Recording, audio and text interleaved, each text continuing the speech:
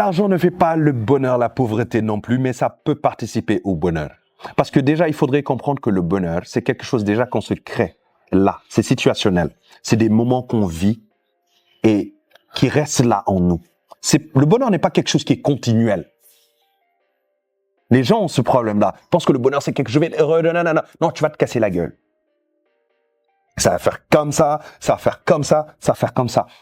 Mais au moment où ce sera comme ça, profite. C'est des moments de bonheur. Mais tout se passe dans la tête d'abord.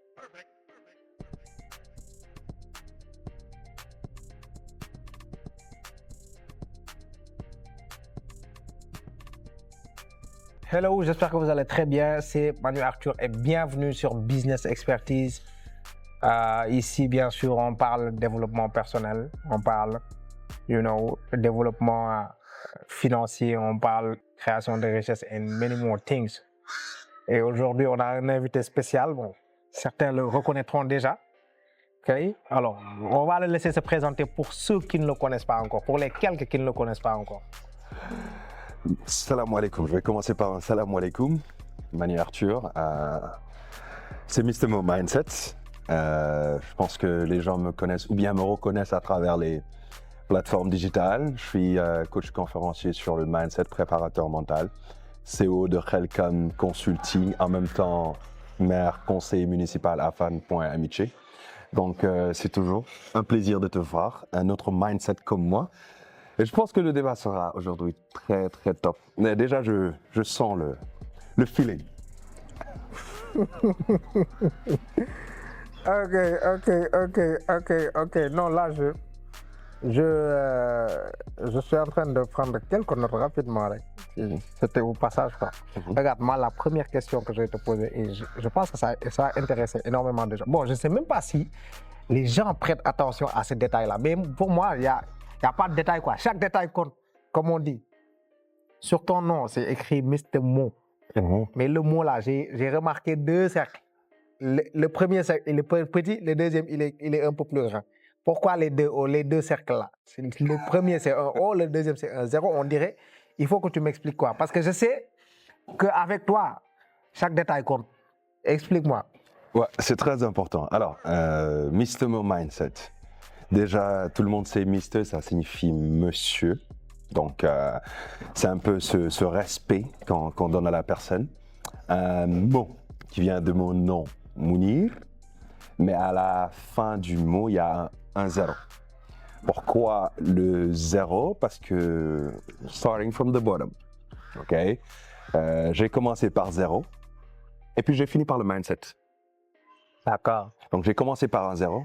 Et j'ai fini par le mindset à me configurer mentalement. Donc, d'où le Mister, le grand mot qui est parti de 0 avec un mindset. C'est puissant. Ouais. Tu es allé chercher très loin. Non, en fait, non, c'est pas. Là, c'est pas à la portée de tout le monde, quoi. Surtout moi. On essaie de faire de notre mieux. Moi, ok. Et quand tu parles de partir de 0, est-ce que tu peux nous expliquer à quoi ressemblait ton 0, quoi?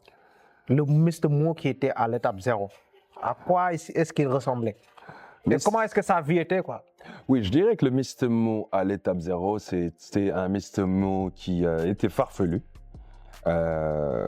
qui avait aussi beaucoup de talent, mais qui ne connaissait pas exactement sa voie, okay, qui était très perdu. À un certain niveau, c'était très compliqué, toujours incompris, je dirais. Et ouais, c'était pas évident. C'était pas évident parce que mentalement, j'étais assez faible. Surtout pour une personne comme moi. Naturellement, j'ai toujours eu un mindset assez puissant, mais à un certain niveau de ma vie, ça a été un peu compliqué. J'étais presque au bout de la déprime à cause de certaines situations déjà. Tu prenais des choses ou pas? Non. Pas du tout. Pas du tout.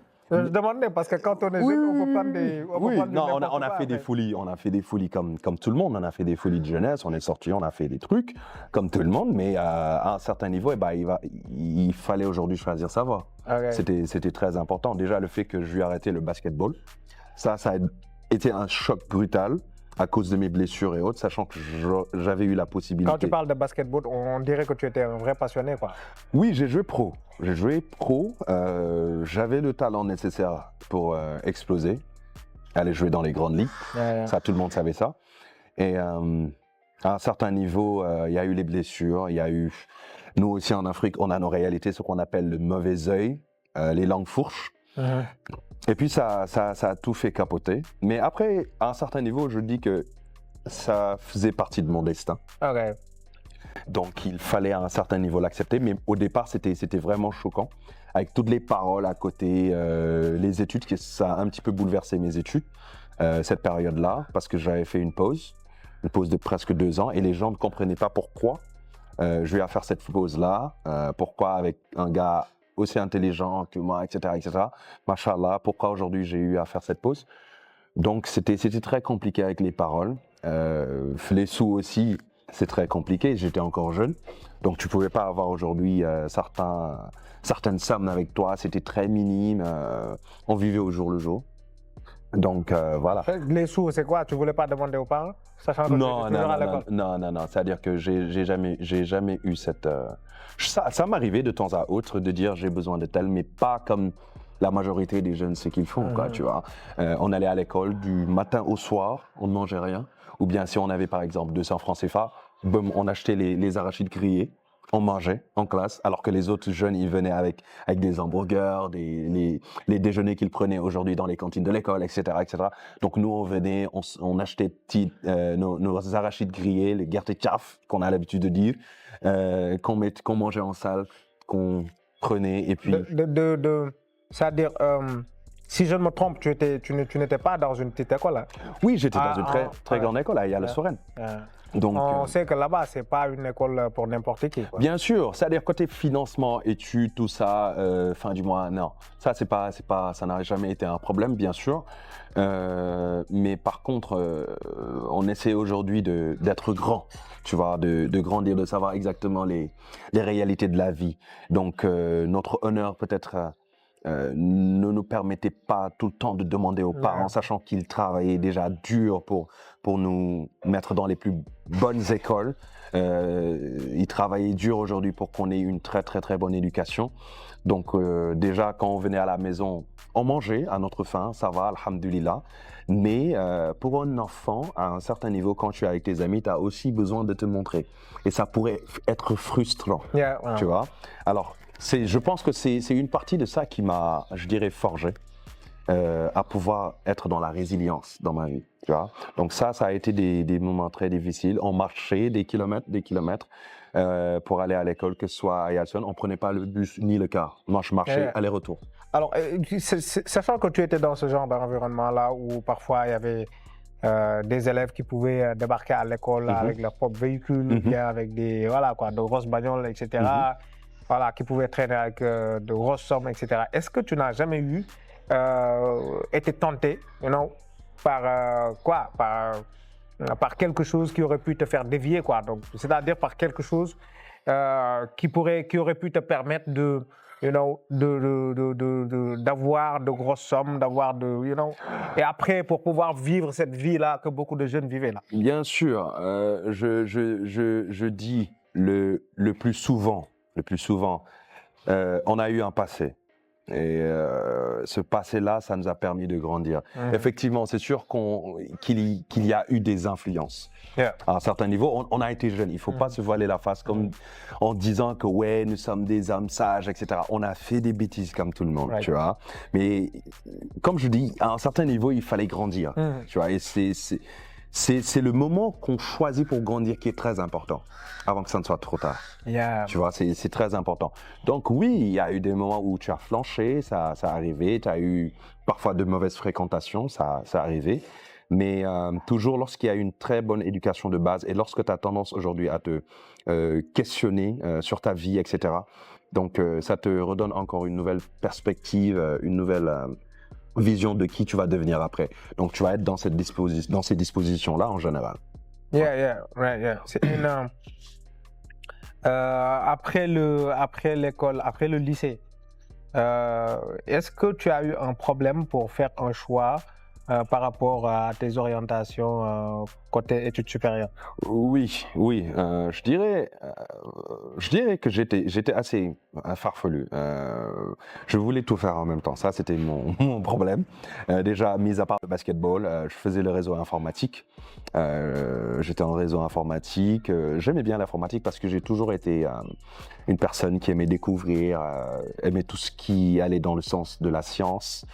Donc c'était top pour moi. Mais après, à un certain niveau, avec les blessures, je voyais beaucoup plus une carrière de basketball. Parce que ça m'intéressait beaucoup, je m'entraînais beaucoup. Même si je suivais les études, ça prenait énormément, je dirais, de mon temps.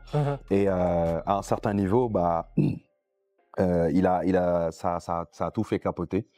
J'ai perdu, je dirais, cette envie en général de continuer, de rester à l'école, tout ça, sachant que je savais que j'avais le potentiel de faire plein de choses, tu vois. Donc je voulais utiliser en général cette expérience,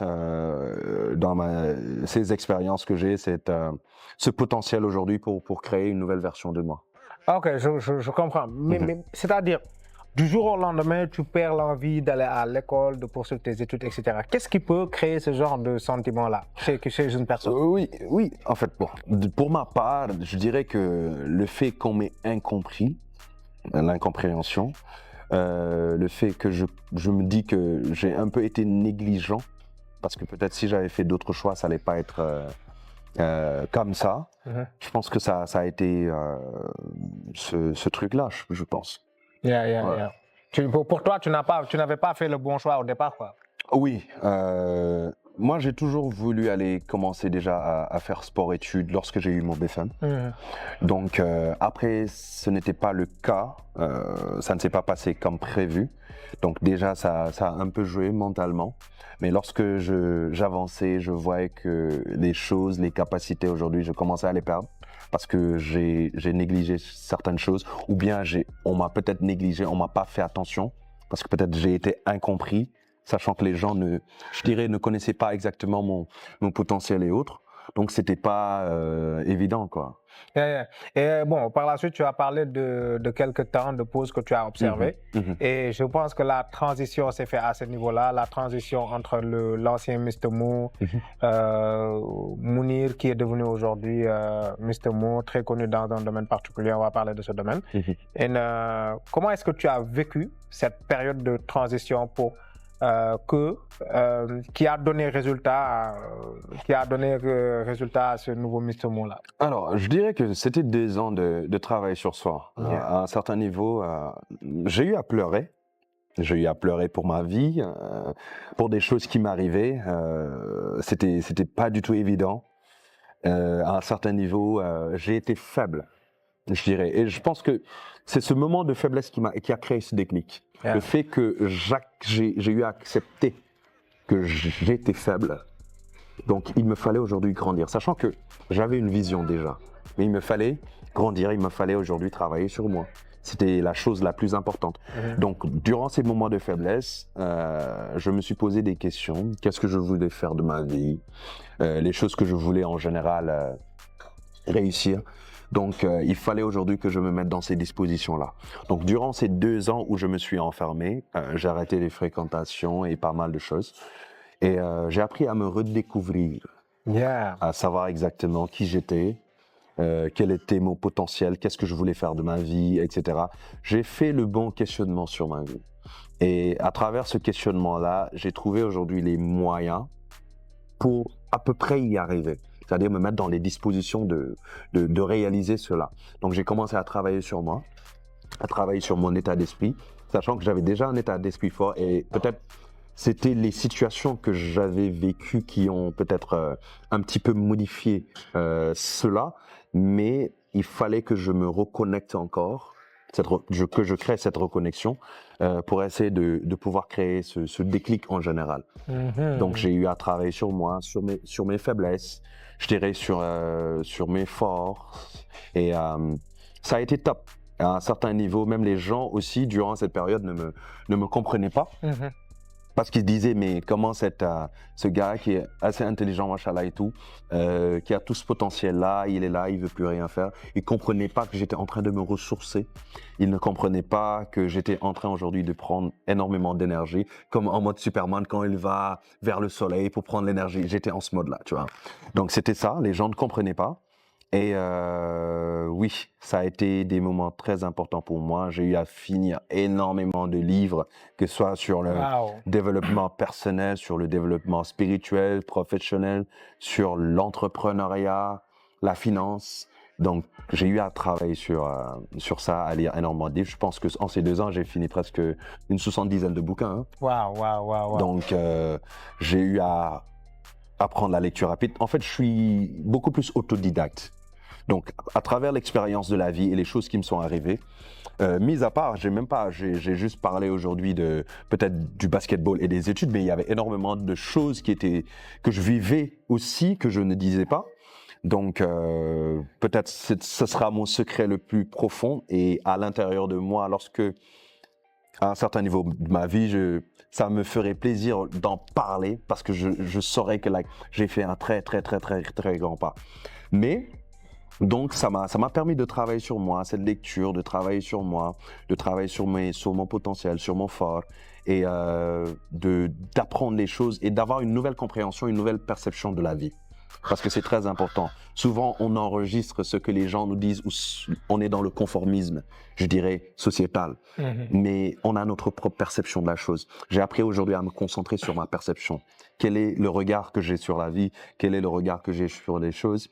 Et sachant que peut-être à travers durant ces moments-là, le fait que j'ai eu à lire des livres, etc., et que ça m'a permis peut-être de développer des choses que les gens développent en 5 ans, en 6 ans. Donc, ça a été un moyen beaucoup plus rapide. Et ça vient toujours dans le cadre où je dis que il y a plusieurs formes d'études. J'ai l'habitude de le répéter. Aller à l'école est juste une des formes. Donc, on peut apprendre par rapport à n'importe quoi, n'importe quelle situation, n'importe quel événement, n'importe quelle chose devant nous. On pourrait apprendre de cela. Et tout ça, c'est une forme d'apprentissage. Et moi, je crois en ça. Donc, je me développe en fonction de ça. Je me limite pas à ce qu'on me donne, mais je vais chercher. Je vais à la quête de la connaissance. C'est comme ça. Qu'est-ce que tu penses du système éducatif actuel? Je dirais que c'est obsolète. Surtout au Sénégal, bien sûr, on parle du Sénégal. Je dirais que c'est obsolète. Aujourd'hui, c'est-à-dire, si tu étais la personne en charge du système éducatif, qu'est-ce que tu enlèverais, qu'est-ce que tu rajouterais? Déjà, on prend trop de temps pour arriver en terminale. C'est trop. Je pense qu'il y a des classes qui ne valent pas la peine d'être faites. Tu vois, les classes primaires, certaines classes primaires, je pense que ce n'est pas la peine. Parce que j'ai eu des amis qui viennent de l'école coranique, qui avaient, je dirais, 18 ans lorsqu'ils sont entrés dans l'école française. Ok, donc ils ont juste fait 2 ou 3 ans de primaire pour reprendre les études. 2 ans, je dirais 2 ans. Après maximum, je dirais 4 ans au secondaire, maximum en moins de 7 ans. Ils ont eu leur bac et ils sont passés. Donc, c'est-à-dire, on prend trop de temps pour des classes. Parfois, je dirais que c'est inutile. Et aussi, par rapport au système éducatif, je dirais qu'il ne faut plus qu'on nous apprenne des histoires de Napoléon, des histoires de Charlemagne, des guerres froides, tout ça. Il faut qu'on crée en général ce patriotisme. On a notre propre histoire. On ne peut pas aujourd'hui voler l'histoire des autres ou apprendre à nos jeunes l'histoire des autres. Il faut qu'on crée ce patriotisme et que ces jeunes aujourd'hui connaissent l'histoire, leur culture. C'est très important. Aujourd'hui, dans les matières d'histoire et de géographie, j'aurais préféré qu'on nous apprenne exactement ce que nos grands-parents ont fait. La vraie histoire de l'Égypte antique, comment ça s'est passé, etc. Nos vraies ressources, ce patrimoine culturel de réveiller ça, de montrer ça aux jeunes pour créer aujourd'hui cette envie de rester, d'être citoyen, d'être patriote, tu vois. Mais sinon, à part ça aussi, travailler beaucoup plus sur la formation professionnelle, parce que c'est bien les théories, mais aussi la formation professionnelle. Tout le monde ne peut pas s'asseoir sur des bureaux. C'est pas possible. Et à l'école, comme j'ai l'habitude de dire, on nous apprend pas comment avoir de l'argent. Et sachant que toute cette finalité de nos études, c'est aujourd'hui avoir cette aisance, je dirais, financière. Je dirais pas liberté, mais aisance financière à pouvoir se gérer un petit peu financièrement. Donc, à un certain niveau, il faudrait qu'on apprenne ça aux jeunes. Ouais. En classe, aujourd'hui, à avoir au moins cette culture entrepreneuriale. C'est très important. Donc, tout ça, ce sont des choses à revoir. Et puis, voilà, quoi. Et de très tôt les orienter. Ouais. Dès le départ, lorsqu'une personne veut suivre une voie, on l'oriente vers cette voie. Il va suivre des classes qui seront des niveaux beaucoup plus élevés de la précédente, mais dans la même logique de son orientation. Yeah. À un moment donné, tu te retrouvais plus dans la voie où tu étais et aujourd'hui, je pense que tu as su trouver ta voie. Qu'est-ce que tu conseillerais à une personne qui est dans cette situation, qui aujourd'hui est en train de douter de ce qu'il est en train de faire? Peut-être c'est quelqu'un qui a un Master 2 Master 2 en banque finance et qui est finalement en train de douter. Est-ce que c'est ma voie ou pas? Ou bien qui est en train de suivre autre chose. J'ai l'habitude de dire qu'il faut se projeter. Projette-toi d'ici 20 ans. Ok, d'ici 20 ans, 15 ans, où est-ce que tu te vois? C'est-à-dire spécifiquement. Souvent, on a l'habitude de dire qu'il faut avoir des objectifs SMART, spécifiques, mesurables, atteignables, réalisables, temporels. Donc, spécifique, exactement quoi? Où tu te vois? Dans quelle boîte ou bien tu fais quoi exactement? La personne que tu vois, elle fait quoi? Spécifiquement. C'est-à-dire pas me dire, ouais, je veux devenir riche, je vais avoir de l'argent. Non, ça, c'est une finalité. Mais spécifiquement, la personne qui va avoir ça, elle est quoi? Elle est dans quoi? C'est très important. Parce qu'aujourd'hui, c'est déjà un rêve. C'est une intuition qui est là. Donc, c'est quelque chose de naturel.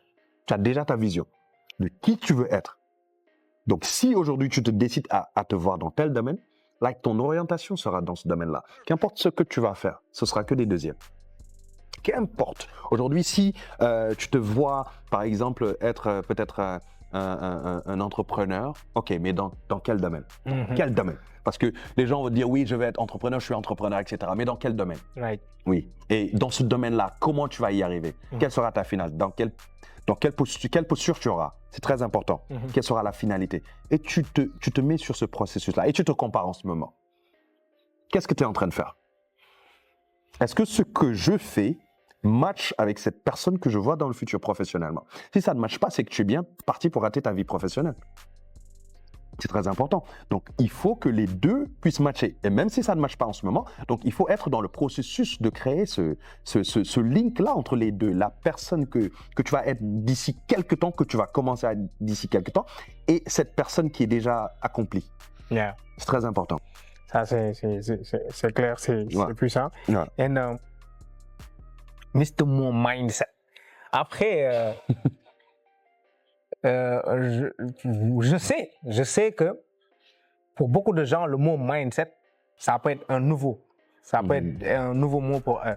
Comment est-ce que tu pourrais expliquer d'une manière très simple, c'est quoi mindset? Ok. Alors, mindset, déjà, si on prend la traduction directe, il y a le mot mind qui vient de tout ce qui est esprit, le mental, etc.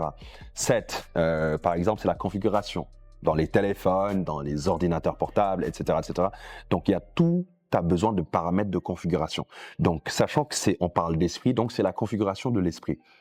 Chaque être humain est configuré. Son esprit est configuré.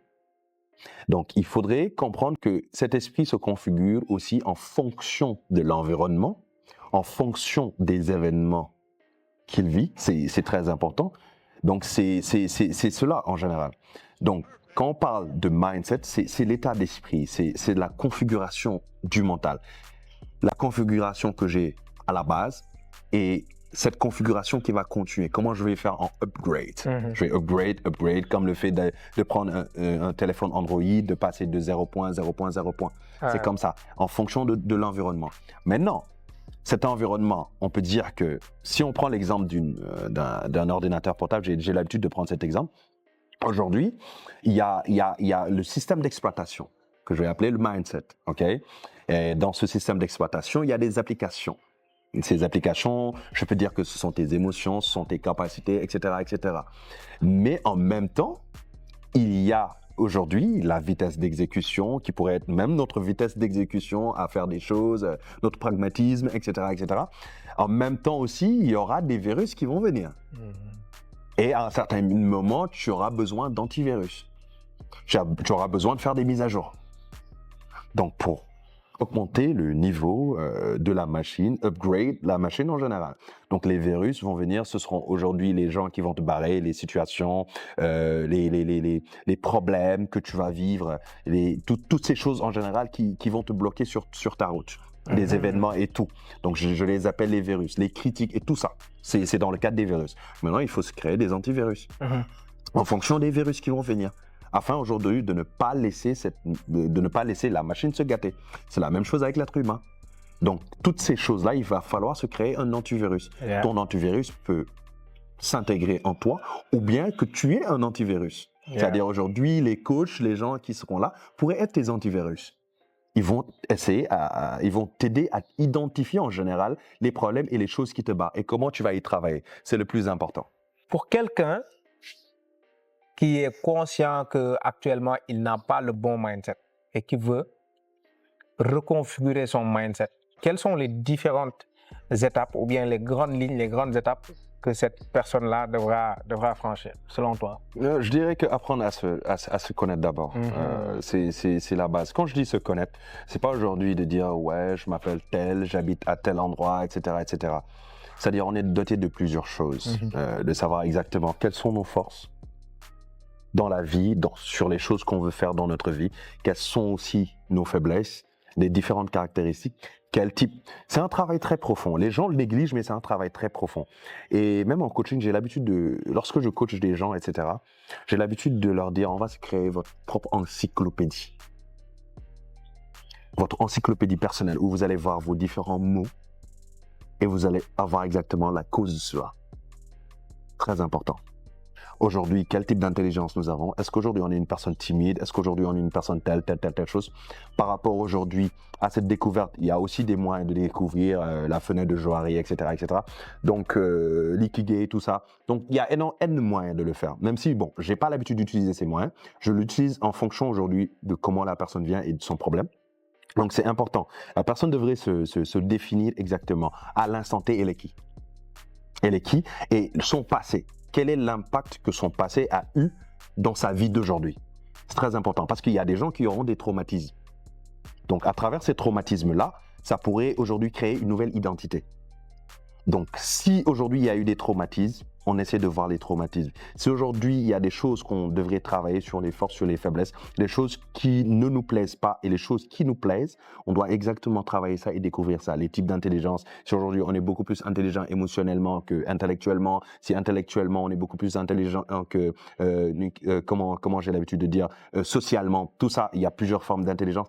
Et ça, on essaie de savoir ça en fonction aujourd'hui. Donc par là, tu veux dire qu'on n'est pas pareil et non, pas du tout. Sachant qu'il y a selon toi, plusieurs types d'intelligence, les gens ne devraient pas apprendre de la même manière comme on est mis dans une même salle à l'école et puis non, on nous donne la connaissance de la même manière. Non, c'est en fait, oui, de la façon aujourd'hui où il y aura des gens à travers des explications, ils auront une capacité extraordinaire à comprendre les choses. Il y en a d'autres qui n'ont pas cette même capacité. Il va falloir aujourd'hui expliquer. Mais peut-être c'est leurs orientations en général. Parce que peut-être si ils étaient dans un peut-être centre d'intérêt, dans quelque chose aujourd'hui, dans quelque chose où ils pourraient s'intéresser en général, leur compréhension pourrait changer. Très important. Donc c'est ça. Mais on est différent. On est différent sur tous les aspects. Ce qui est valable pour moi n'est peut-être pas valable pour toi et vice-versa. C'est comme ça. Donc chacun aujourd'hui avec son prototype. Donc chacun est paramétré d'une façon. On n'a pas les mêmes paramètres. C'est pas la même chose. Ok. Alors, tu es dans ton rôle de développeur personnel. Tu touches au mindset. Et le mindset automatiquement va aussi influer sur le développement professionnel de la personne. Et quand on parle de développement aussi, la personne, nous, on est naturellement spirituel. Quel est le rapport entre oui, mindset, développement personnel, développement spirituel, développement professionnel, En fait, tout est développement, ok. Mais j'ai l'habitude de dire que le développement personnel et professionnel entre dans le cadre du développement spirituel. Le développement spirituel englobe tout ça. OK. C'est très important parce que lorsque tu sais que dans cette vie, tout est énergie. Tout est énergie. Spiritualité et religion, c'est différent. Tu peux être aujourd'hui dans la religion et ne pas être dans la spiritualité. Comme aujourd'hui, tu peux être dans la spiritualité et ne pas être dans la religion. C'est très important parce que c'est un travail d'énergie. Maintenant, après, si tu sais synchroniser les deux, ça pourrait être bien. Ça pourrait être bien. Mais le plus souvent, c'est de pouvoir aujourd'hui comprendre que cette base spirituelle est très importante pour attirer des choses dans notre vie. Cette base spirituelle est très importante en général pour attirer des choses dans notre vie. C'est le plus important. Right. Je comprends parfaitement. Alors, est-ce que, parce que il y a beaucoup de gens, hein, parce que bon, surtout, c'est des gens qui veulent être dans autre chose, qui veulent changer de vie, qui veulent se développer spirituellement, professionnellement, personnellement et tout. Mais c'est des gens qui hésitent toujours avant de se lancer, qui sont toujours à un point, quoi, qui n'arrivent pas à évoluer, à sauter le pas. C'est-à-dire, comment est-ce qu'on peut créer un déclic qui nous permet de nous bouger, qui nous permet de passer à l'action? Déjà, en faisant toujours la même chose, il ne faut pas espérer avoir quelque chose de nouveau.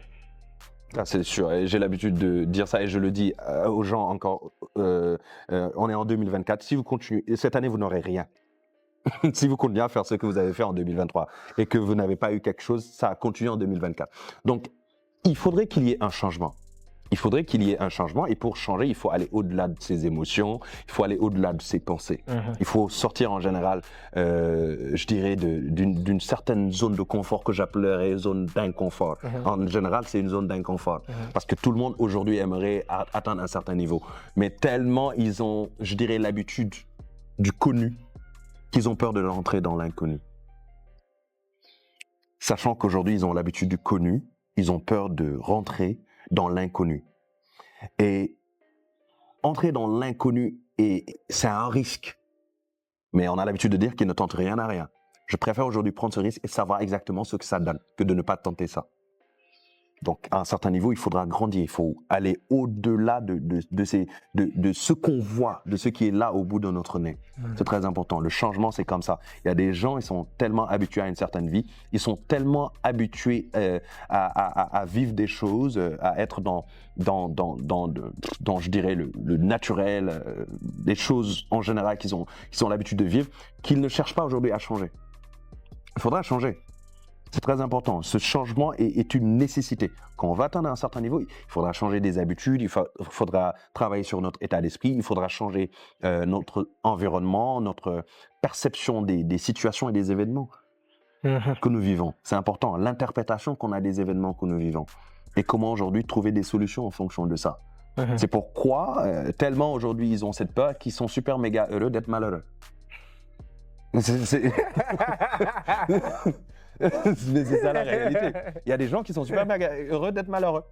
Et c'est une réalité. Parce que, voilà, tu verras, même par exemple, côté pauvre, riche, etc., les personnes qui ont, les pauvres en général, financièrement, dans la vie, qui ont une mentalité de pauvre, et les personnes de moyenne classe qui ont une mentalité de pauvre, se contenteront toujours du minimum. Parce qu'ils ont l'habitude de se contenter de ça. Ils ont l'habitude d'être dans ce connu-là, au lieu de tenter quelque chose d'inconnu, de prendre des risques, de faire des choses. Parce qu'ils veulent aujourd'hui être riches, mais tellement ils se disent que bon, ça va, on est là, ce niveau-là, je suis à l'aise. Après, voilà, ils refusent aujourd'hui de faire le pas. C'est très important. Je vois même que au début de l'année, il y a beaucoup de gens qui prennent des résolutions. Et à côté, on peut avoir d'autres personnes qui vont se dire, well, moi, je vais prendre aucune résolution. Je vais juste, voilà quoi. Dieu a forcément prévu quelque chose pour moi. Donc, je vais attendre quoi. Je vais te dire quelque chose. Entre le destin et le libre arbitre, c'est comme deux pieds. L'un ne va pas sans l'autre. Si aujourd'hui tu mets un pas en avant, si ça c'est ton destin et que ton libre arbitre ne te dit pas de suivre, tu ne vas pas avancer d'un pas. C'est pas possible. Si aujourd'hui tu veux aller à un certain endroit et qu'aujourd'hui, tu n'as pas une croyance d'où la spiritualité va venir, tu ne peux pas attirer. On crée les choses. C'est très important. Les gens ne savent pas, ils disent, ouais, le destin de Dieu. Oui, ça existe. Hein. Il y a des choses où il faut accepter que l'on ne peut plus. Ça, c'est vraiment être intelligent. Mais il faudra y aller jusqu'au bout et savoir exactement qu'est-ce que ça donne. C'est tout simplement ça. On ne peut pas aujourd'hui avoir peur d'une chose sans la tâter, d'abord. Sans savoir exactement quel est l'impact que ça aurait sur nous. Ça, c'est important. Alors, est-ce que, sachant que, bon, voilà quoi, on vient de démarrer une nouvelle année, les gens sont toujours en mode résolution. Après, malheureusement, la majeure partie des gens, 1-2 semaines après, ils sont, voilà quoi. Comme là, par exemple, les gens, ils ont perdu 3 semaines, non, ils ont perdu quoi, 3 jours, 1 semaine à parler d'un mariage qui ne leur concerne pas. Ils ont totalement perdu le focus. C'est-à-dire, qu'est-ce que tu conseillerais à quelqu'un qui vient de prendre des résolutions pour qu'il puisse respecter ses résolutions, ou bien pour qu'il puisse être sur une voie qui va lui permettre de respecter ces nouvelles résolutions? Chaque résolution nécessite un changement d'habitude. Il ne faut pas s'attendre à autre chose, à un changement, si aujourd'hui on ne veut pas changer. C'est pas possible. C'est pas possible. Tout à l'heure, je l'ai dit, en faisant la même chose, il ne faut pas espérer de voir quelque chose de nouveau. Un changement dans la vie. Donc, si on est dans cette même logique que l'on faisait au temps, il n'y aura pas de changement, hein, ce sera la même chose. Donc, à un certain niveau, il faut, je dirais, aller au-delà de ses émotions, de ses sensations. Parce que quand on a cette capacité en général à contrôler ces feelings, ces émotions, ces choses, ces attractions en général, mais on devient très puissant. Et c'est pourquoi la force mentale va jouer un très très grand rôle. Parce que nous tous, si on peut aujourd'hui se faire plaisir, faire des choses, mais pas dans l'excès, tu vois, on peut faire des choses aujourd'hui que la majorité font. Mais quel est le but final en fait? C'est ça la vraie question. C'est quoi ton but final? Aujourd'hui, c'est comme jouer dans un match de football. Tu dois marquer un but. Tu es en train de faire des dribbles à la DJ Okocha et tu ne marques pas. Ça n'a pas de sens. C'est clair. Ça n'a pas de sens. Parce qu'à la fin de la journée, c'est le nombre de buts qui compte. Exactement. Donc, il faut construire. Il faut construire des choses. Parfois, il y aura des contre-attaques sur toi, mais tu essaies de revenir en attaque. Tu vas défendre, tu vas revenir en attaque parce que tu veux gagner. C'est la même façon. Il faut que les gens aujourd'hui voient les choses subtilement et ne pas se compliquer les choses en se disant c'est compliqué, tout est difficile dans cette vie. Je l'ai une fois dit, être pauvre, c'est difficile, devenir riche, c'est difficile. Choisis ta difficulté, mais tu choisis ta difficulté en fonction du niveau que tu vas arriver. Right. C'est tout. C'est tout à fait. Oui, on est aussi en Afrique. Et en Afrique, il y a beaucoup de croyances qui sont là. Même quand tu parles beaucoup d'argent, oh, toi, tu parles que d'argent, tu aimes trop l'argent, etc. Il y a des croyances. Après, à côté, oui, les riches, c'est des méchants, etc. Il y a beaucoup de croyances que je pourrais définir de croyances limitantes et des croyances fausses qui sont là. Est-ce que toi, par exemple, il y a des croyances qui sont là, qui te marquent et qui, parce qu'il y a beaucoup de gens, tu es très sollicité dans le domaine du coaching, des croyances qui bloquent d'habitude, qui reviennent souvent, des croyances limitantes qui reviennent souvent chez les personnes que tu coaches? Oui, je n'y arrive pas, l'environnement, tout ça, etc. Il y a énormément de choses que les gens disent. Ouais, mon environnement, il y a une personne telle, les gens ne m'aiment pas. Tout ça, I think it's just excuses. Ce ne sont que des excuses, tu vois. Nous tous, on a vécu ces choses-là. Tu penses que les gars qui sont arrivés à un certain niveau de la vie, qui sont devenus riches, n'ont pas vécu des choses difficiles, n'ont pas eu à recevoir des critiques, n'ont pas eu des gens qui ont essayé de leur barrer la route. Mais il faut aller au-delà de ça. Les obstacles que nous rencontrons sont adaptés à notre potentiel. Plus ton potentiel est grand, plus les obstacles que tu vas rencontrer seront plus immenses. Et plus ce qui va en découdre parfois pourrait faire plus mal. Mais quel est cet état d'esprit que tu devrais avoir pour t'en sortir? Sachant qu'aujourd'hui, Dieu n'impose à nul homme une charge supérieure à sa capacité. Donc, indirectement, tu t'adaptes. J'ai l'habitude de dire que quand tu es dans une situation, quand tu es dans une société, essaie de t'adapter en fonction de comment la société évolue, comment la société avance, comment est ton environnement. C'est très important. Aujourd'hui, tu es dans un environnement peut-être très compliqué, mais ça ne veut pas dire que c'est compliqué, que tu devrais dire que non, il n'y a plus de possibilités. À travers ces complications-là, tu devrais te trouver un moyen aujourd'hui de t'en sortir. Ouais. Mais les gens qui ont réussi, certains joueurs aujourd'hui, je vais prendre l'exemple de Sadio. Il était dans un environnement qui était très, très difficile. Et pourtant, il l'a fait. Ouais, il aurait pu trouver énormément. Après, on va me dire c'est 1 sur 1000. Mais je préfère aujourd'hui travailler pour faire partie de ces 1 sur 1000 qui ne tentent rien derrière. C'est la réalité. C'est tout. S'il doit y avoir un qui réussisse, ça va être moi. Yeah, that's it. C'est tout à fait ça. Hein. Et les gens ne sont pas là pour t'aimer. Moi, j'ai toujours dit ça. Ne cherchez pas à être aimé. Cherchez à vous faire respecter et que les gens vous valorisent, vous donnent la valeur qu'il faut. Ne cherchez pas à être compris, les gens ne vous comprendront pas. Qu'importe ce que vous allez dire, il y aura toujours des langues fourches, il y aura toujours des gens qui vont parler. Ça, c'est une réalité qui est là, qui est dans ce monde. Parfois, vous expliquez vos problèmes, vos rêves, il y aura toujours des gens qui ne comprennent rien et qui seront là à vous dire non parce qu'eux-mêmes, ils ne savent pas exactement la valeur de ce que tu dis. Les abeilles ne cherchent pas à montrer aux mouches que le miel est meilleur que la merde. C'est ça la réalité. C'est clair, c'est clair. C'est tout. Lorsque tu montres à un imbécile la lune, il regardera ton doigt. C'est tout. Yeah. Right. C'est fort. J'ai fait une publication, c'était un tweet il n'y a pas longtemps, en parlant des excuses. Et je dis, c'est-à-dire dans les situations difficiles, quand on travaille, quand on traverse des situations difficiles, on peut soit utiliser ces situations difficiles-là pour expliquer son échec, soit,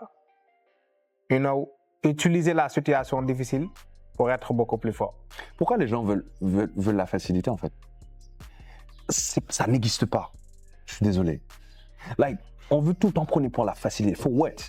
C'est-à-dire, il va falloir que nous vivons en temps réel. C'est-à-dire, tout ce qui vient, il faudra essayer de s'adapter en fonction de la situation. Qu'importe que ce soit difficile, que ça soit facile. Si c'est facile pour nous, that's it.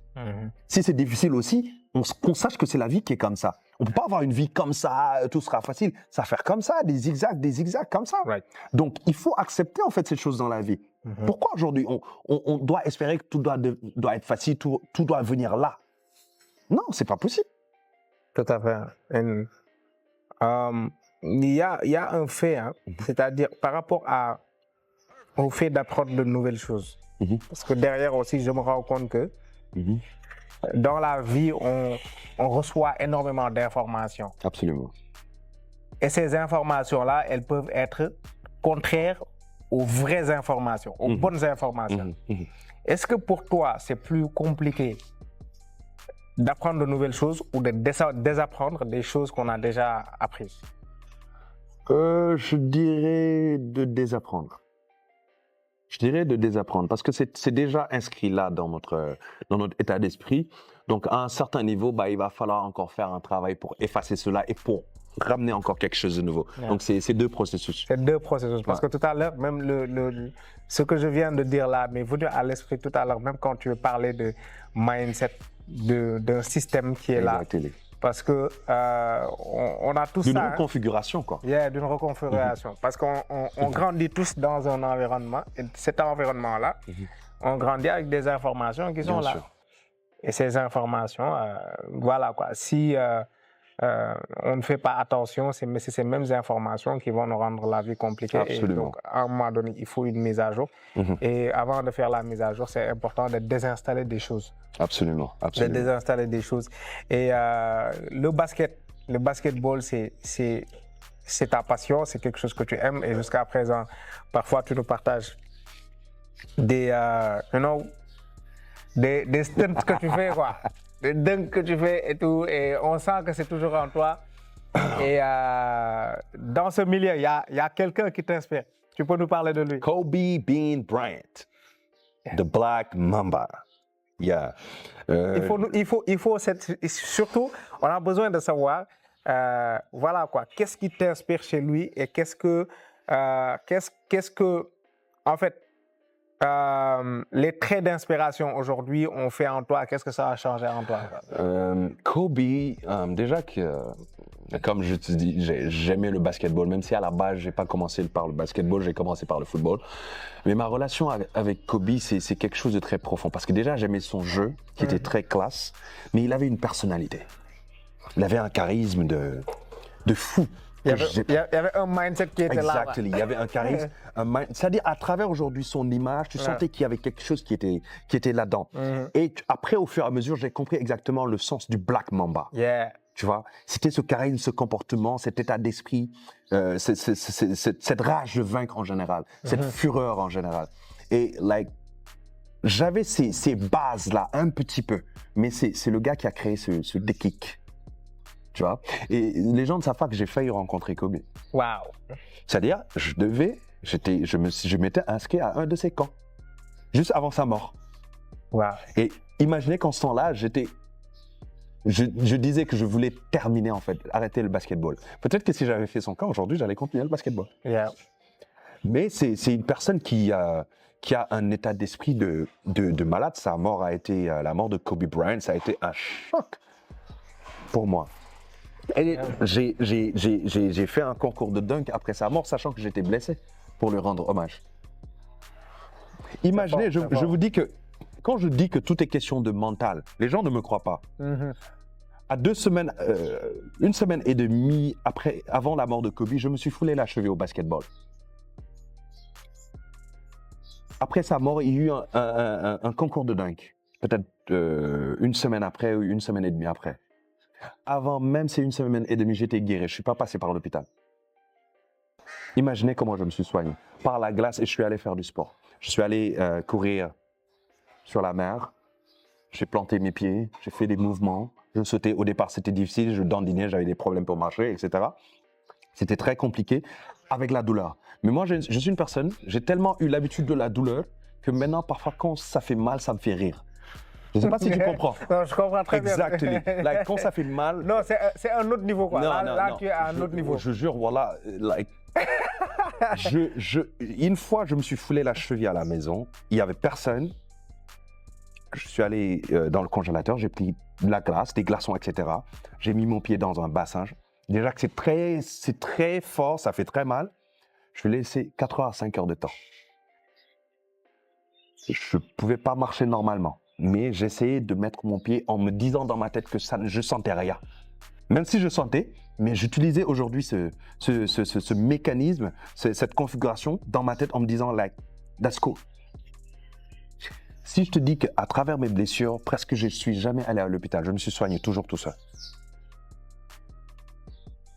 Parfois, si les gens me disent à l'hôpital, ils me disent, bon, est-ce que tu ne vas pas rester 2-3 mois? Je dis, mec, en maximum 2 semaines et demie, 3 semaines, je suis à jour. Hein. Parce que je n'ai pas envie d'être faible. Même si ça nous arrive d'être faible, il faut l'accepter, mais je n'ai pas envie. Donc, le processus de guérison s'accélère. Tout est question d'énergie.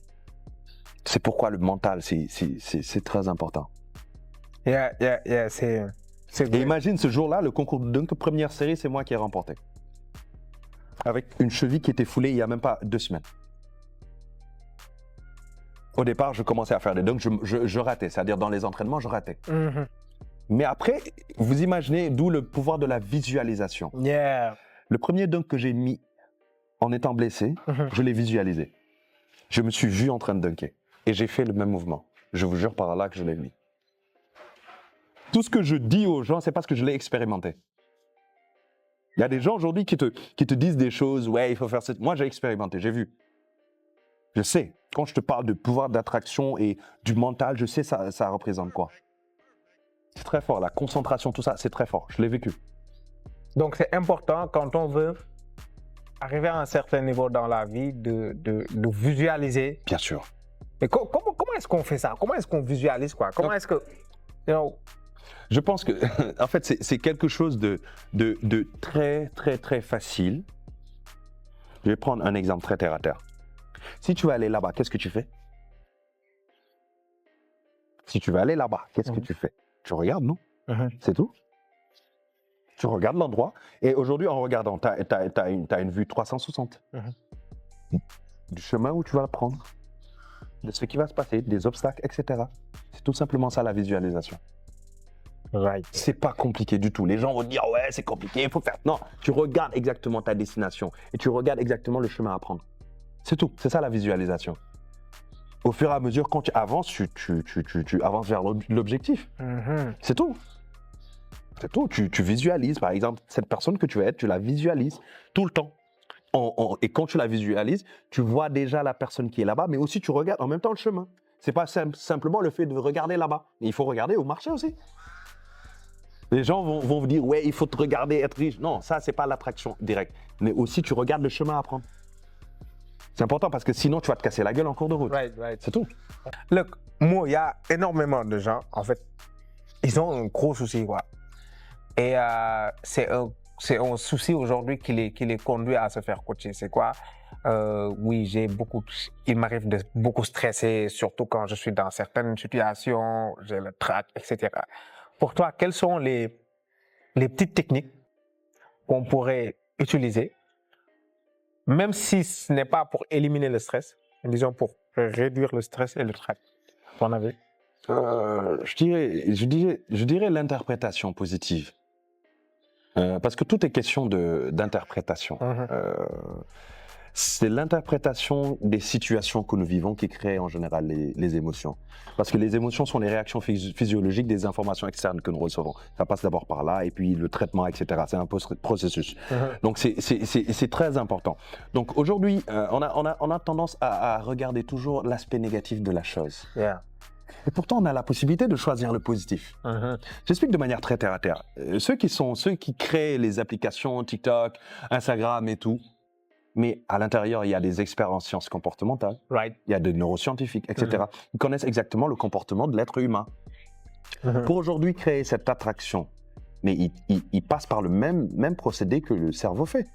C'est-à-dire, quand tu vas regarder une vidéo, ok, et que cette vidéo t'intéresse, tu restes 15-20 minutes dans cette vidéo. Là, l'algorithme définit qu'il y a un centre d'intérêt dans cette vidéo. Right. Donc, automatiquement, tu verras qu'elle te relance des vidéos identiques à cette dernière. Si aussi cette vidéo ne t'intéresse pas, mais tu coulisses. Right. L'être humain a plus de 70 000 pensées par jour, mais elle se concentre sur quelques-unes. Wow. Sur ces quelques-unes, il y a un tas d'imagination qui se crée, des images qui sont là, des visions, des films, etc. Et à chaque fois que tu es concentré sur quelque chose, quand ton cerveau te défile une image ou quelque chose, si tu te concentres sur elle, qu'est-ce que le cerveau fait? Il te renvoie, moi, ce que j'appelle des sous-pensées. Des pensées qui sont originaires de cette pensée principale. Right. Donc, si aujourd'hui, tu penses déjà à un échec, par exemple, je prends l'exemple de quelqu'un aujourd'hui qui va faire un examen et qui pense qu'il va échouer. Automatiquement, tu vas avoir des images comme ce que les gens vont dire, qu'est-ce que ça va faire dans ma vie, l'impact négatif, je ne serai pas satisfait, etc. Il y aura tout ce tas de films. Mais de la même façon où tu as la possibilité de regarder TikTok, de voir une vidéo TikTok, Instagram, YouTube, et qui ne t'intéresse pas, et que tu coulisses, tu as la même possibilité de coulisser. Right. Et de voir l'aspect positif. Parce que tu as le choix. L'action ne s'est pas encore déroulée. Tout ce qu'il y a dans ta tête n'est qu'une imagination. Donc, c'est comme si stresser, c'était juste un choix. Moi, j'ai choisi de stresser le jour où tu décides de... Exactement. Même s'il y aura toujours des vidéos qui vont venir de la même façon où aujourd'hui, tu peux regarder une vidéo positive et de temps à autre, on t'envoie des vidéos négatives, ça peut revenir. Mais tu coulisses. Tu travailles, par exemple, en te créant un stop dans la tête. Mais tu utilises l'interprétation positive. Pourquoi nous, on a tendance tellement à choisir l'aspect négatif, sachant qu'on a la possibilité de choisir l'aspect positif? Mais on préfère l'aspect négatif. Aujourd'hui, si tu te réveilles le matin et que tu te poses la question si je vais être heureux ou malheureux, qu'est-ce que sera ta réponse? Je vais être heureux. On est d'accord. Si tu veux être heureux, qu'est-ce que tu vas faire? Tu vas te mettre dans les dispositions d'être heureux.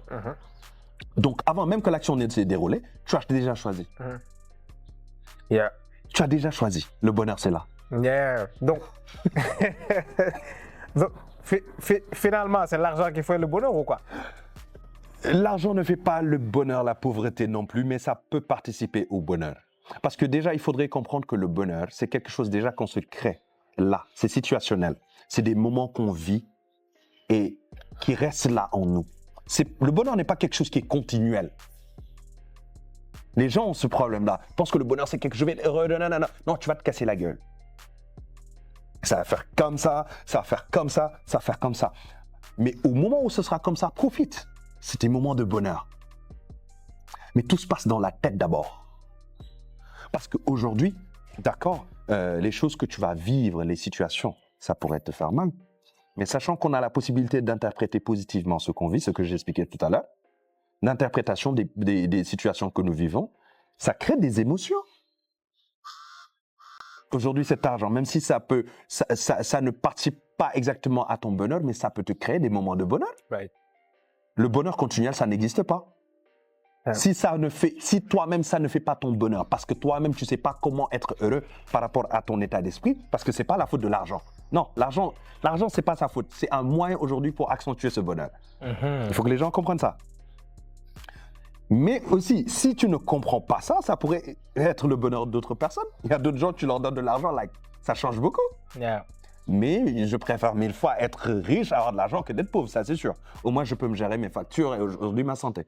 Une partie de ma santé, bien sûr, des choses que je veux faire. Donc l'argent, on peut dire que ça permet juste de créer des conditions de bonheur. De bonheur. Mais ce n'est pas l'argent qui fait le bonheur. Non, c'est là. C'est les situations que l'on vit, l'interprétation des situations que l'on vit. Yeah, tout à fait. Et là, je peux même comprendre, par exemple, you enjoy it. le Baye Fall mentality. Parfois, tu peux voir un Baye Fall, quelqu'un, qui va te dire non, mangi dundu adjana. Moi, je vis le paradis à mon sans pour autant avoir rien du tout. Et pourtant, c'est pas un gars riche. Mais il y a des gens aujourd'hui qui ne sont pas riches financièrement et qui sont heureux. Yeah. Voici la réponse. Yeah, il y a aussi, oui, j'en profite. C'est l'harmonie qu'on crée autour de nous. Yeah. On va un peu rester dans ce Baye Fall mentality.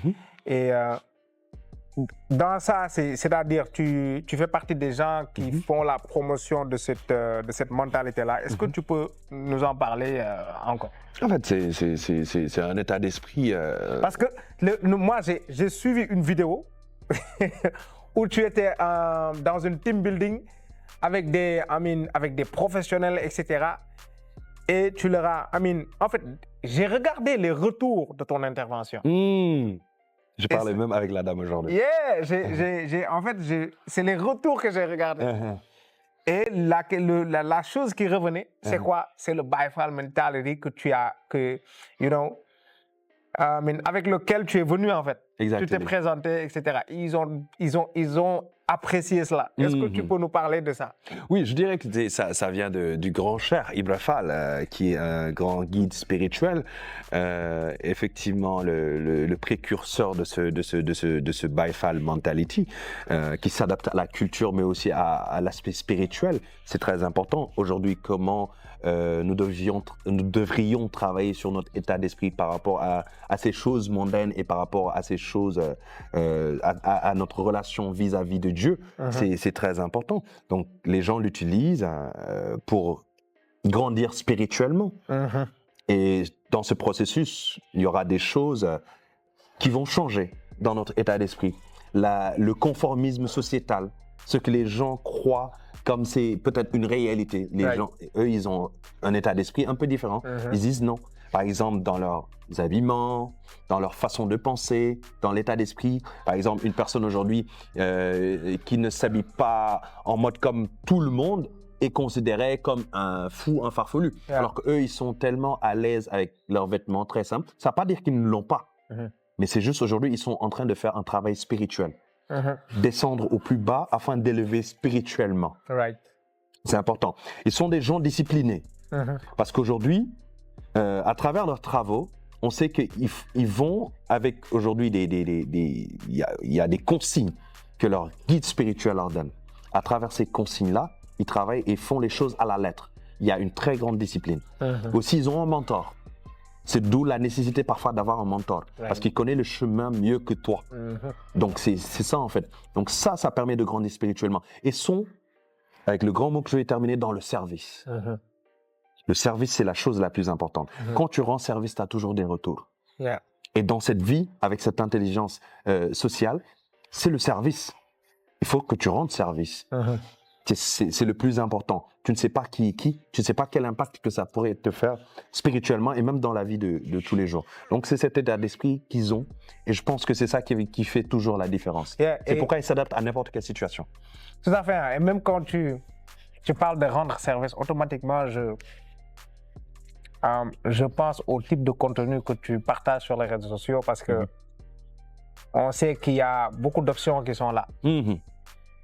Et on sait aussi que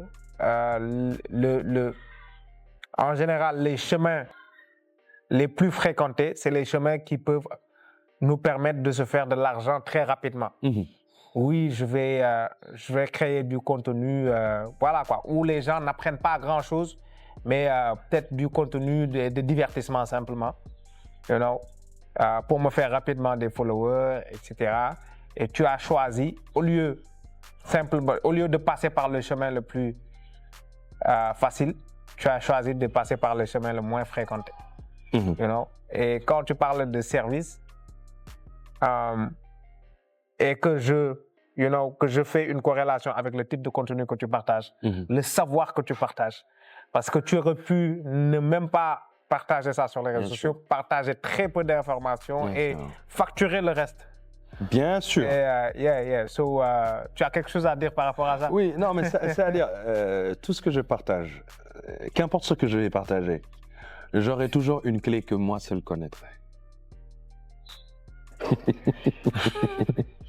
Il y a une clé que je suis le seul à connaître par rapport à ce que je partage. Donc, si la personne veut y entrer vraiment, elle m'appellera. C'est très important. Donc ça, après, c'est juste pour le marketing. Le marketing, ça va jouer, mais en même temps, tu aides les gens. Parce que peut-être, c'est pas tout le monde qui a la capacité de te payer aujourd'hui tes formations, honoraires, tes honoraires, tout ça. Donc, ça pourrait les aider. Et ça, c'est un service. Parce que tu aides des gens sans même le savoir. Parfois, ces mêmes personnes te font des retours. Ouais, t'as changé ma vie, etc. C'est très fort. C'est très fort. Et tu l'as fait avec bon cœur. Maintenant, si ce que tu fais est bien, c'est sûr que tu auras des retours. C'est tout simplement, tu n'as pas besoin aujourd'hui de te considérer comme le meilleur, etc. Non, non, non. Les gens, ils sont là. Ils savent ce que tu fais. Laisse-les apprécier. Mets-toi à la place de quand tu fais des contenus. Pour aujourd'hui, essaie de déterminer exactement qu'est-ce qu'ils ressentent quand ils regardent tes contenus. C'est tout. Est-ce qu'il t'arrive que des gens te contactent pensant que oui, ils peuvent prendre ton temps gratuitement, etc. Surtout nous les Sénégalais. Comment est-ce que tu gères ça? Non, mais c'est-à-dire que genre, je réponds au message, mais de manière subtile. C'est-à-dire que je rentre pas en profondeur. Je rentre pas en profondeur et je peux pas répondre à tout le monde parce qu'il y a je dirais pas des centaines, des milliers de messages qui attendent. Je réponds en profondeur. Je réponds pas en profondeur, mais j'essaie au moins, si par exemple une personne me pose une question que je peux répondre, que je puisse l'orienter, je l'oriente. Ça, c'est pas un problème. Ça, c'est un service. Mais après, quand tu veux prendre mon temps pour travailler sur ta vie, tout ça, hey man, you gotta give money, man. Ouais, ça, c'est clair. C'est parce que c'est un service. Après tout, il y a des factures à payer. Hein. C'est sûr. Je dois vivre, j'ai besoin. Ah oui, on vit ça. C'est comme ça. Je pense que c'est une situation que tous les créateurs de contenu vivent. Après, derrière, quand les gens nous voient créer du contenu... Mais ça, c'est beaucoup plus les Africains, les Sénégalais. Hein. Nous, on aime trop la facilité. Après, moi, je me dis que... Bon, après, c'est normal parce qu'avant, il n'y avait pas ça. Exact, c'est nouveau. Déjà, parce que c'est avec le digital que c'est venu. Okay? Nous, on n'a pas l'habitude de payer des gens pour certaines choses, pour des formations qui touchent à notre vie personnelle ou bien à notre... Pour des expériences personnalisées, pour des formations personnelles. Ça, il n'y avait pas cette habitude-là. Mais bon, après, derrière, ça dépend des gens. Si aujourd'hui, Mr. Mo, Manu et d'autres créateurs de contenu s'organisent pour... pour qu'à chaque fois qu'il y a des gens qui les interpellent, qu'ils leur fassent comprendre que ça...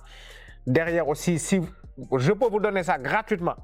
Tout ce qui est sur les réseaux sociaux, c'est gratuit. Et après, si tu veux quelque chose de personnel, si tu veux prendre du temps, que j'utilise mon expertise pour toi, que je prenne du temps pour toi, etc. Et là, il faudra payer, quoi.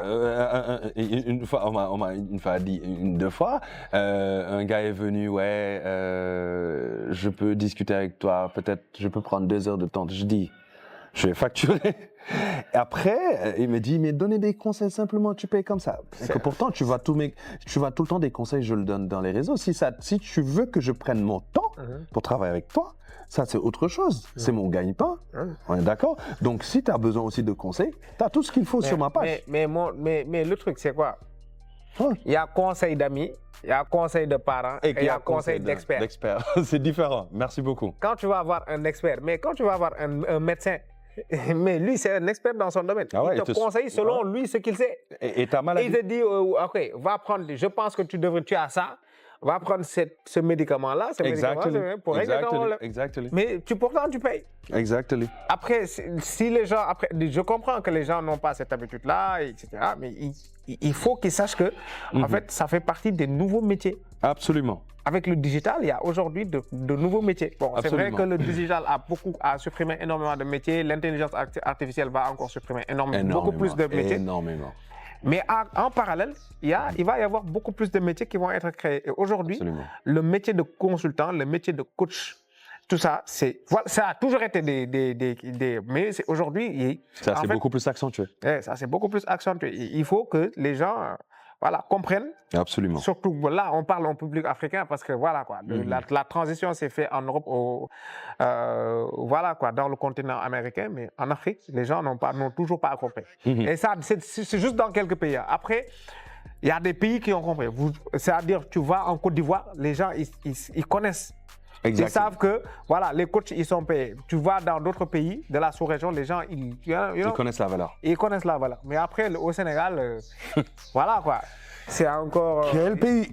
Il y a encore beaucoup de travail à faire. Il faut que les gens comprennent que, c'est une expertise. Absolument. C'est pas juste parce qu'on est gentil, etc. Oui, on est gentil, etc. Mais après, c'est des choses qui nous ont pris beaucoup de temps à apprendre.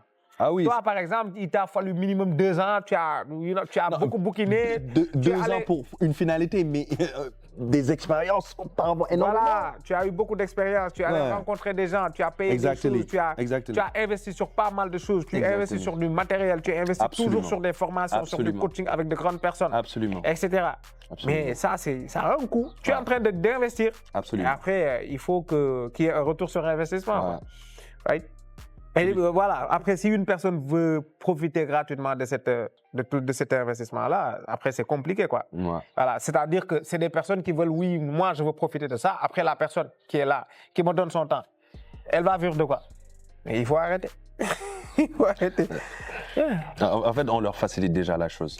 Le temps qu'on a eu à prendre, à nous investir sur quelque chose. Ils peuvent le faire. Mais imaginez ce temps qu'ils vont encore rester. Ils n'ont pas le temps. Exactement. On leur fait gagner du temps. Oh, merci beaucoup. You're so smart. C'est ça l'objectif derrière. C'est ça le but d'aller voir quelqu'un, un expert dans un domaine. Exactement. Parce que l'expert dans un domaine, il te fait gagner du temps. Absolument. Il réduit les risques d'échec. Absolument. Il ne te garantit pas que oui, tu vas forcément réussir, mais il réduit les risques d'échec. Absolument. Parce que si tu y vas seul, tu pourrais te casser la tête.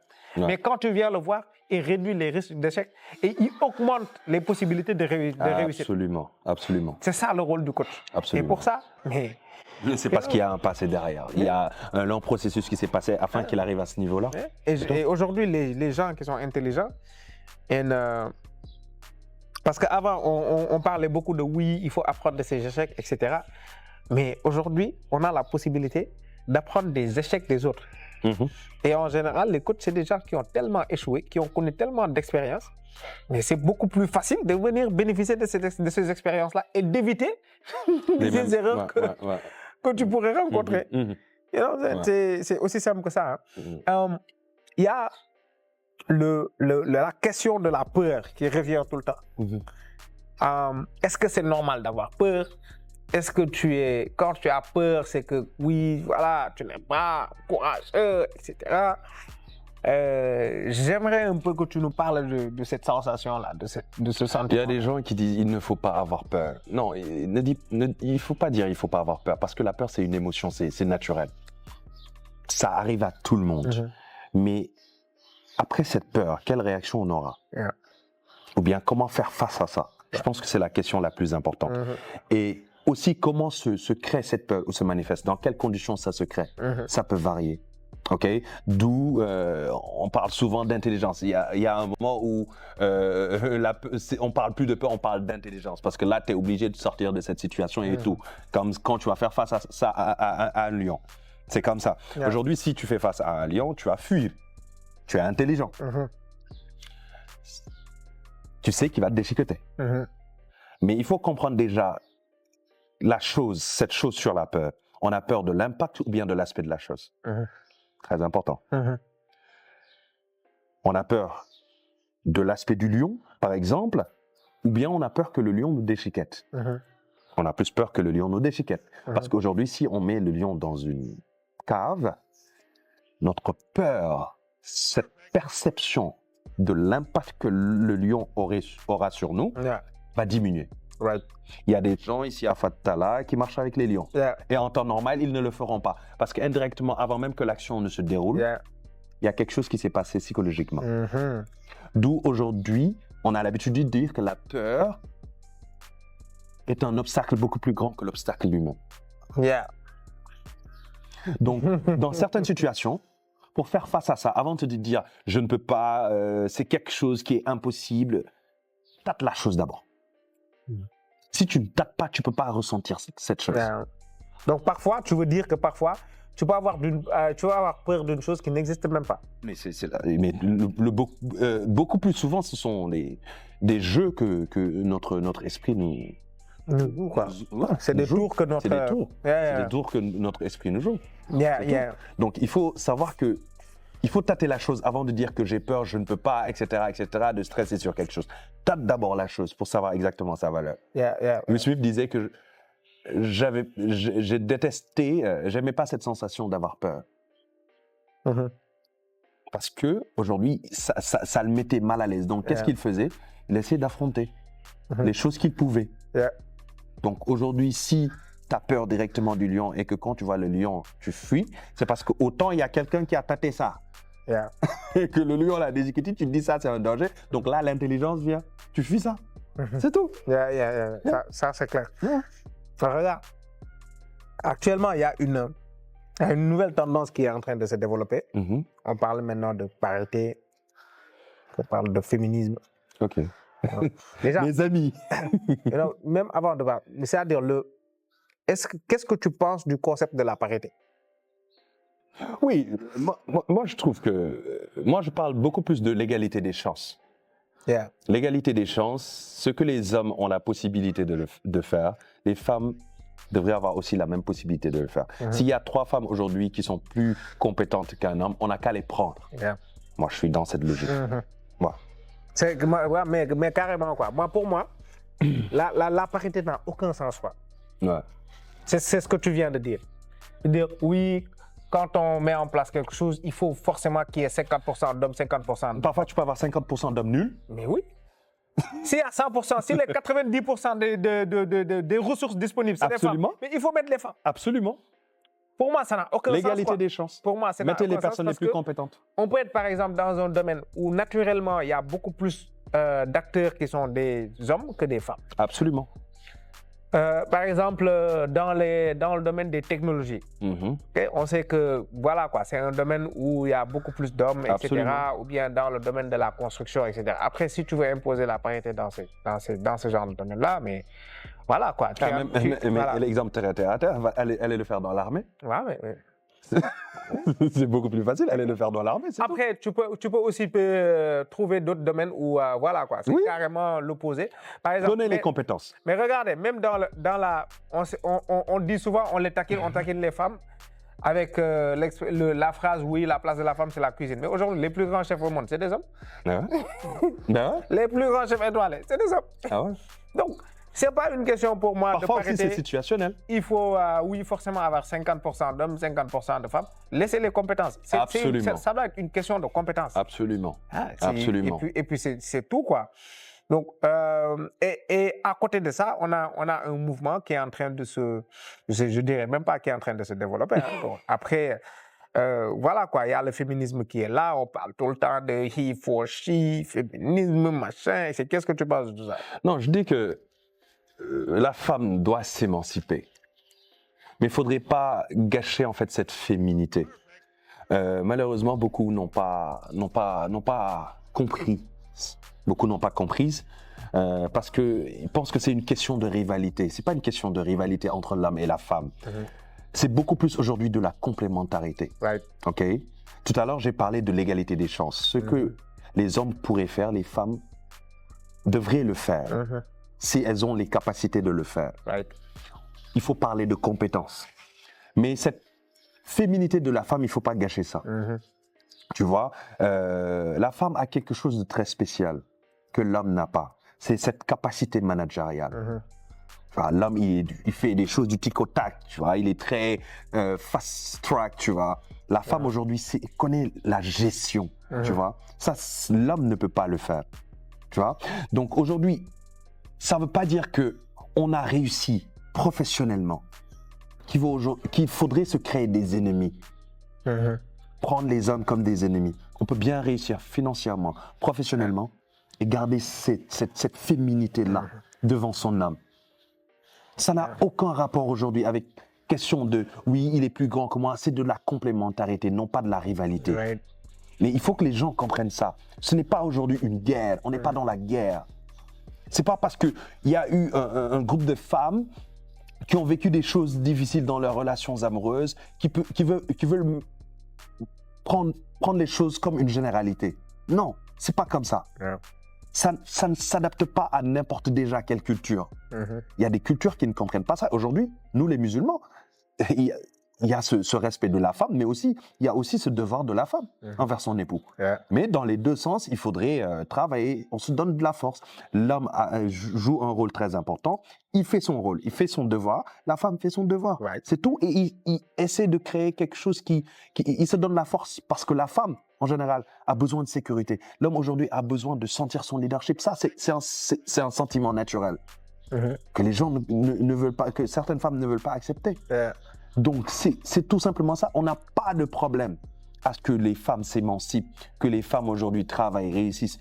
Mais il ne faudrait pas qu'un groupe de femmes aujourd'hui impose aux autres que, ouais, les hommes sont nos rivaux, etc. C'est pas ça. Aujourd'hui, c'est ce qu'elles appellent femmes indépendantes et financièrement indépendantes. Mais c'est le quotidien des hommes. Yeah. Chaque homme aujourd'hui cherche à réussir dans sa vie, à avoir une famille, à mener quelque chose. Donc, c'est une femme normale. Moi, je trouve ça un être humain normal. Yeah. C'est tout. Pour moi, personnellement, pour moi, le terme féministe n'a aucun sens. Parce que ça n'a aucun sens que... C'est-à-dire, c'est comme si je sortais que oui, je suis masculiniste. Et je commence à avoir ce genre de terme-là. Je vais utiliser ce terme, je dis que ça, c'est mon terme masculiniste. You know, ça crée des divergences qui n'ont même pas lieu d'être. Absolument. Parce que ce qu'on devrait défendre pour moi, à mon avis, c'est juste les droits de l'humain. Les droits de l'humain. Et puis on est bon. Absolument.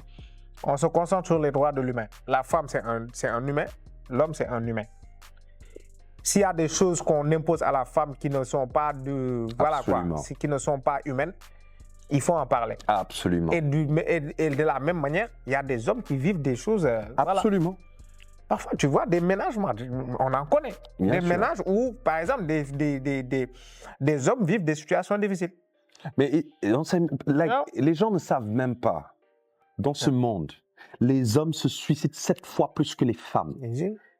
Parce que nous sommes des êtres, nous avons tendance aujourd'hui à prendre la pression. Parfois, les femmes vont venir nous dire « Ouais, vous pensez que vous êtes les seuls à avoir des problèmes ?» Oui, notre différence avec les femmes, vous savez c'est quoi? C'est que elles peuvent sortir leurs émotions. L'homme a tellement d'ego qu'il préfère garder tout et il pleure en silence. Et ça le tue à petit feu. C'est la différence. Et il ne veut pas aujourd'hui partager ses problèmes pour ne pas créer encore d'autres problèmes ou créer cette sensation de panique envers les autres. C'est ça, cette différence. Donc le fait qu'on emmagasine énormément de choses, mais parfois ça explose. On ne dit pas que les femmes, non, elles ont aussi des problèmes. Mais c'est ça la différence. Il est préférable de sortir l'énergie négative que de la garder. C'est tout. Pour moi, c'est ça, tu as tout dit. Le truc, c'est quoi? Le combat devrait être orienté humain, pas orienté, voilà quoi, femme ou homme ou machin, etc. Ça, c'est humain. Ça, c'est... Même le combat devrait être, beaucoup plus large que ça. OK? Parce que tout ce qui respire mérite respect. Absolument. Même la nature mérite respect. Absolument. Et les religions, c'est des choses que les religions prônent.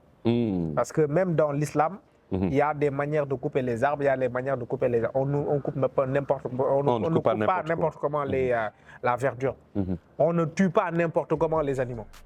Donc, pour moi, le travail devrait être orienté dans ce sens-là. Pas oui, on tire du côté de la femme. Après, tout ce qui arrive aux hommes, on s'en fout. Tout ce qui arrive aux animaux, on s'en fout. À la nature, on s'en fout. Pour moi, ça n'a aucun sens.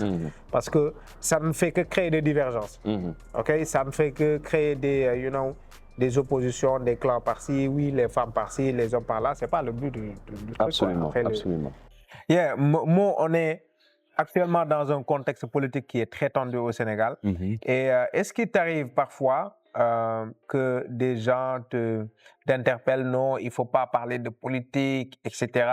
Bon, tu peux parfois faire des publications qui sont politiques où tu parles de la situation dans le pays, etc.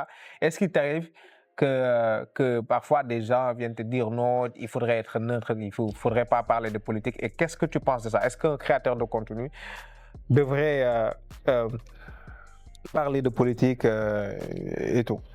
J'ai l'habitude de dire que les conceptions dans les pays sont différentes. Aujourd'hui, aux États-Unis, tu verras un pasteur qui est coach, qui est conférencier, qui est politicien.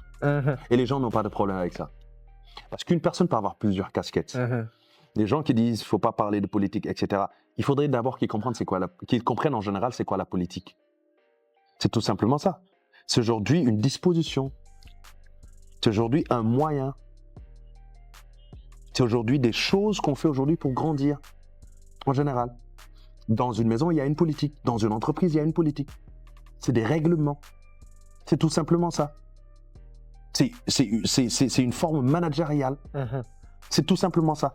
Maintenant, tu es dans un pays. Tu es considéré comme citoyen de ce pays. Il y a des choses qui se passent dans ton pays. Il faut en parler. C'est ce qui est normal. Chacun a le droit de dire que je suis dans tel ou tel groupe ou que je suis neutre. On n'impose à personne. Mais il ne faudrait pas aujourd'hui, parce qu'une personne est dans tel groupe, que les gens devraient le clasher ou bien devraient dire du mal de lui ou bien ne devraient pas accepter aujourd'hui sa vision en fait. Moi, j'ai toujours eu ce problème-là et ça ne va pas changer. Tant qu'il y aura injustice dans ce pays-là, on parlera. Tout à fait, tout à fait. Ça, c'est fort. Et bon, je pense qu'on a parlé, on a épuisé énormément de points, mais on n'a pas tout épuisé. Absolument. On n'a pas tout épuisé. Donc on ne peut pas tout épuiser. On ne peut pas tout épuiser. Yeah. Donc, pour ce volume 1, donc je vais te laisser passer ton dernier message de ce talk-là. Alors, déjà... yes, avant le dernier message, il faudrait que tu parles de tes services. Parle de tes services, de ce que tu peux faire pour les gens.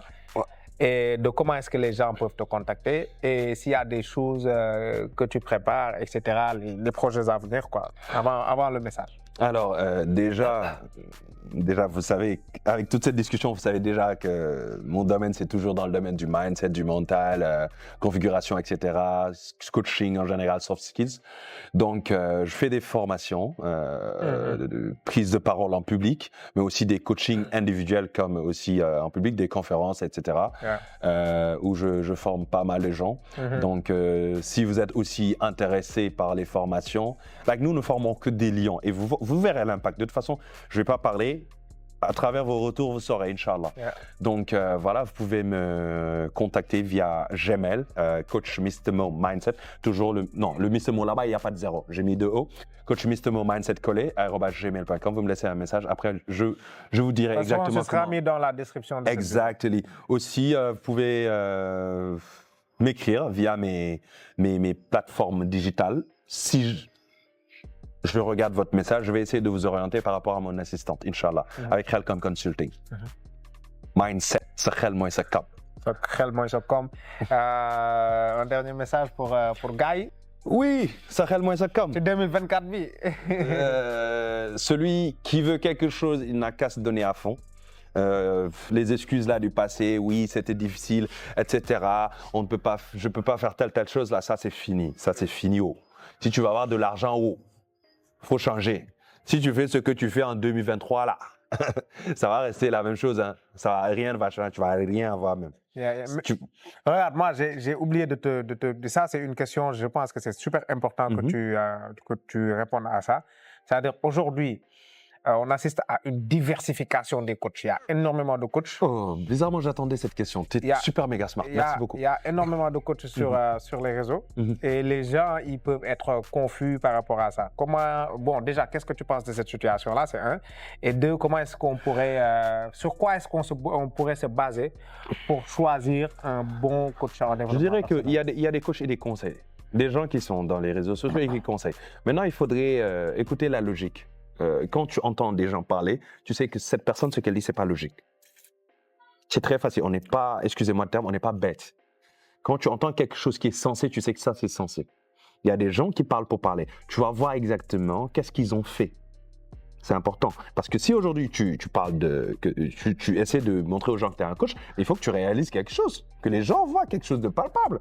C'est ça là. Si les gens ne voient pas, comment ils vont te faire confiance? Ouais. Maintenant, chacun a la possibilité de donner des conseils, mais quant à être un coach, ça c'est un travail personnel. C'est différent. Et aussi écouter les conseils qu'on vous donne. Il ne faut pas écouter tout le monde, après vous allez tomber comme ça là. C'est pas comme ça. Je comprends. Bon, ah ouais. Je pense qu'on a fait le tour. Hein? Ah oui. On a fait le tour, donc moi je te remercie. On est ensemble. Je te remercie beaucoup pour ton temps. Ouais. Et pour ta générosité, parce que tu nous as partagé énormément de choses. On a mangé un très bon tchéboudian. Waouh, non, on est un tchéboudian de chez Mr. Caméraman. Un tchéboudian de chez Mr. Mo. Il y avait, oui, en compagnie de l'autre Mr. Mo derrière, Mr. Mo Fire. Mo Fire. Mr. Mo Fire, you know. Mais bizarrement aussi, l'eau à Fan Résidence, c'est différent de l'eau de la famille. Ça, il faut que je signale ça. Faut pas. Sachez en tout cas que l'eau à Fan Résidence, elle est différente. Faut pas... Le goût est différent du goût de l'eau de la banlieue. Faut pas faire que les gens, lors des manifestations, là, ils vont venir chez moi, ils vont gâter ça. En tout cas, wow, ne le devez quoi. Donc c'est ça, Impact Talk. Donc si vous êtes intéressé par ce genre de thématique qu'on a abordé aujourd'hui, n'hésitez pas à vous abonner. Et il y aura un vol de... Non, il faut qu'il y en ait, parce qu'avec toi, mon... Là, on va partir dans le monde du quantique. Non, ça, c'était le level 1, quoi. Level 1, après level 2, etc. Quoi. You know, donc, n'hésitez pas à vous abonner, n'hésitez pas à partager cette vidéo à d'autres gens qui pourraient être intéressés, n'hésitez pas à liker la vidéo. Et n'hésitez pas aussi, si vous avez des questions, n'hésitez pas à nous dire en commentaire, you know, comment est-ce que vous avez trouvé cette vidéo-là, des suggestions, des questions, etc. N'hésitez pas à nous partager les moments qui vous ont le plus marqué dans cette vidéo-là. Et ça nous permet aussi de nous améliorer, etc. Si vous voulez, même dans les commentaires, dites-nous, proposez-nous des profils à inviter, et whatever. Donc sur ce, on se dit à la prochaine. Ciao. Thanks. Mamba. Mentality. Mentality. Yes, I.